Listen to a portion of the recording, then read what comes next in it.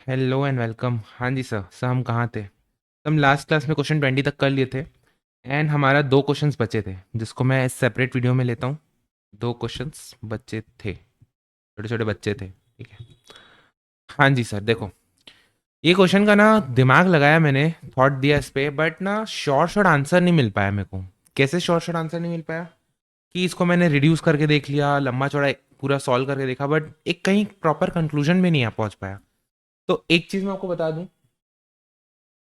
कि ना ICI generally देखो, जैसे 110 क्वेश्चन है, आपको क्या लगता है आईसीआई सारे क्वेश्चन फ्रेम करता है क्या? नहीं, फ्रेम नहीं करते।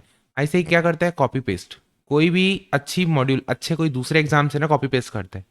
तो नो डाउट ये क्वेश्चन इंडाइसिस का तो है। ये क्वेश्चन क्या इंडाइसिस का तो है, लेकिन इसमें केवल इंडाइसिस नहीं, इसमें आ रही है लिमिट्स। ठीक है। अब सर लिमिट्स क्या होता है, फंक्शंस क्या होते हैं, इस पे अपने को नहीं जाना है, लेकिन इस क्वेश्चन में वो चीज़ भी इस्तेमाल हो रही है क्योंकि बिना उसके प्लेन वेनिला तरीके से सॉल्व नहीं होगा। ठीक है, सॉल्व नहीं होगा। तो सर इसको सॉल्व कैसे करेंगे? सर ये क्वेश्चन को ना इंट्यूशन से सॉल्व करेंगे। अगर क्लिक कर गया तो वेल एंड गुड, नहीं क्लिक करा तो छोड़ सकते हैं अपन, क्योंकि इतना हार्ड क्वेश्चन अगर ऐसे देता है तो अगर यही वाला क्वेश्चन देता है तो ये तो हमको याद हो जाएगा। लेकिन इस स्टेप का और दूसरा क्वेश्चन देता है तो it ICI will make sure कि वो खुद उसको सॉल्व कर पा रहे हैं, क्या उसका प्रॉपर एक सॉल्यूशन निकला है। जैसे देखो 18th वाले के बाद कौन सा क्वेश्चन था? 19th। 19th वाला क्वेश्चन अपन प्रॉपर जैसे सॉल्व किए थे, देखो एक जस्ट सेकेंड ना। हाँ, देखो 19th वाले क्वेश्चन को अपन ने प्रॉपर इसको सॉल्व किया था, एक प्रॉपर कंक्लूजन में कट पिट के वन आ रहा था। तो इस टाइप के क्वेश्चन आ सकते हैं जहां पे आपसे सॉल्व हो जाए वो चीजें, ठीक है। बट ऐसे क्वेश्चन जिसका कोई एकदम शॉर्ट शॉर्ट सॉल्यूशन नहीं है, उसको आईसीआई विल रिफ्रेन। अगर आते हैं तो अपन को तो याद रहेगा ये क्वेश्चन, ठीक है। एक सेकेंड ना। हाँ, तो देखो फॉर द टाइम बिंग ना क्या बोल रहा है, ये तीनों का सम क्या हो जा रहा है? Reduce to one. Reduce to one. अब देखो A equal to B equal to C equal to zero अगर मैं लेता हूँ, फॉर द टाइमिंग लेता हूँ, जरूरी नहीं है कि सही हो।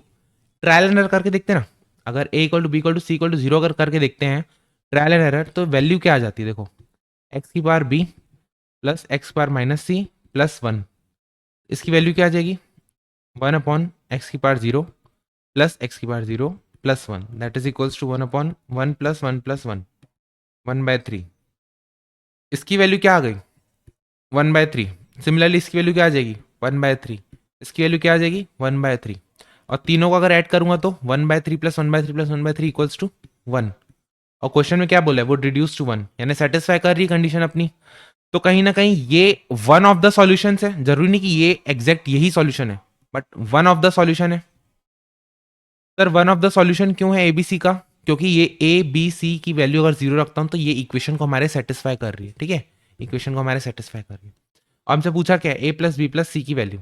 ए प्लस बी प्लस सी की वैल्यू जीरो। आंसर सीधा अपन टिक कर देंगे जीरो, ठीक है। बहुत बार क्या होता है ना, जैसे आपने को पिछले क्वेश्चन में बताया था कि यार जनरली अगर सिमेट्री चल रही है मल्टीप्लाई में तो कट पिट के वन होता है। ऐसे ही ना और भी जगह मैं आपको आगे दिखाऊंगा जहां पे अपने को ना चीज़ों को अज्यूम करना पड़ता है इंस्टेड ऑफ सॉल्विंग। देखो एक आपको छोटी सी बात बताओ, जो ये वाला क्वेश्चन था कौन सा? 19th वाला। आ गया 19th वाला।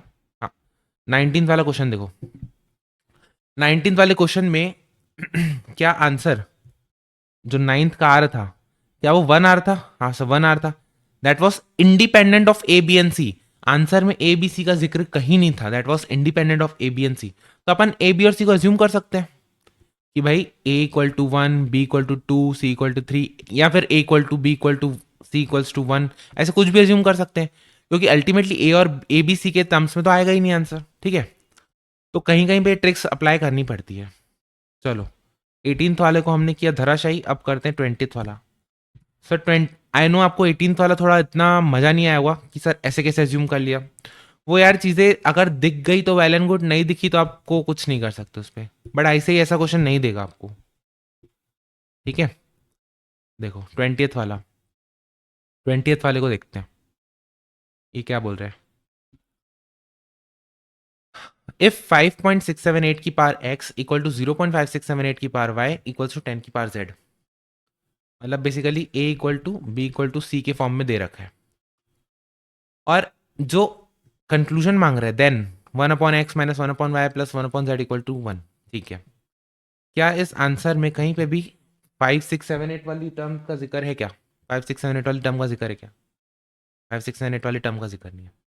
तो अपन एक काम करते हैं ना, इसको जो टांग में हड्डी अड़ा रहे हैं, हड्डी में टांग क्या बोलते हैं जो भी, इसको एलिमिनेट करने का ट्राई करते हैं। पहले अपन इन दोनों को इक्वेट करते हैं, इसको और इसको। तो अपना क्या हो रहा है, 5.678 की पावर x इक्वल्स टू 10 की पावर z। ठीक है, और एक बार इक्वेट करते हैं अपन किसको, इन दोनों को, ये वाले टर्म को और ये वाले टर्म को। तो इधर से आ जाएगा 0.5678 की power y equals to 10 power z।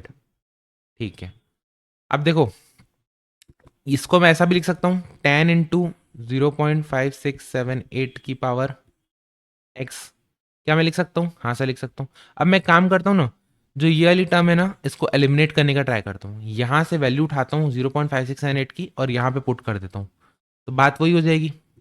अब देखो सर, दोनों तरफ 1/y की पावर ले लेता हूँ।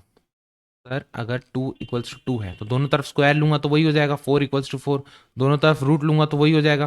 तो जब ये इक्वेशन दे रखी है this equals to this, A equals to B, तो दोनों तरफ पावर 1/y ले लूँ तो सेम रहेगा, कोई दिक्कत नहीं जाएगा। हाँ सर सेम रहेगा। तो देखो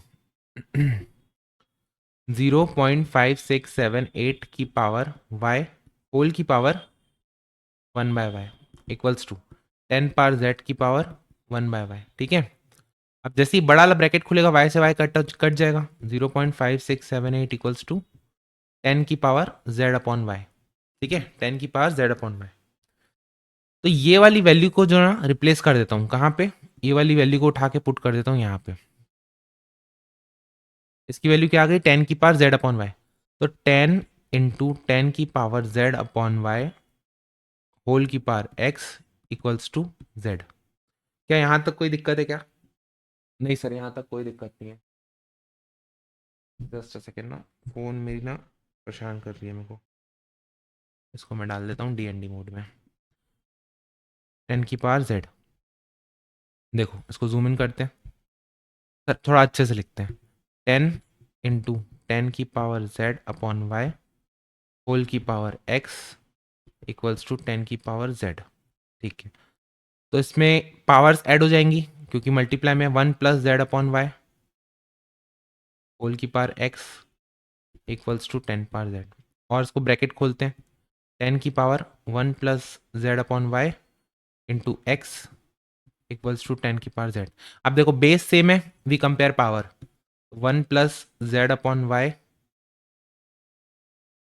into X equals to z। ठीक है, ठीक है सर, इसको एलसीएम ले लेते हैं। तो y plus Z upon Y into X equals to Z. Cross multiply करते हैं तो ये हो जाएगा y plus Z into X equals to Y Z. Bracket खोलेंगे तो X Y plus X Z equals to Y Z. ठीक है, तीनों तरफ से ना, सब पूरे दोनों तरफ से ना एक्स वाई जेड से डिवाइड कर देते हैं, एक्स वाई जेड से डिवाइड कर देते हैं। तो अपना बचेगा क्या, X Y upon X Y Z plus X Z upon X Y Z equals to Y Z upon X Y Z. ये क्या हो गया, X Y cancel, 1 upon Z plus 1 upon Y equals to 1 upon X. और ये terms को उधर ले जाएंगे, बाकी को, ये वाली टर्म को इधर ले जाएंगे, इक्वल टू के इस तरफ तो माइनस में चले जाएगा, 1 upon Y minus 1 upon Z equals to 0। आ गया अपना आंसर। ठीक है, आ गया अपना आंसर। आई नो ये थोड़ा सा ट्रिकी लगा होगा या लंबा लगा होगा, बट एक आध बार आप सॉल्व करोगे ना तो आपको समझ में आ जाएगा। उसके बाद भी सॉल्व करते टाइम सपोज कोई स्टेप में आपको दिक्कत आ रही है तो आप मेरे से पूछ सकते हो उस चीज़ को, आई क्लियर टू यू। ठीक है, तो आंसर क्या हो जाएगा, सीधा सीधा बी। ठीक है सर। हम्म हम्म, हम्म, हम्म, हम्म, ठीक है, चलो आगे बढ़ते हैं। नेक्स्ट अपन इस लेक्चर को यहीं पे एंड करते हैं। नेक्स्ट अपन उठाएंगे 21 नंबर क्वेश्चन से। तब तक के लिए क्या है सर, मैथ्स आसान है। Bye bye, take care.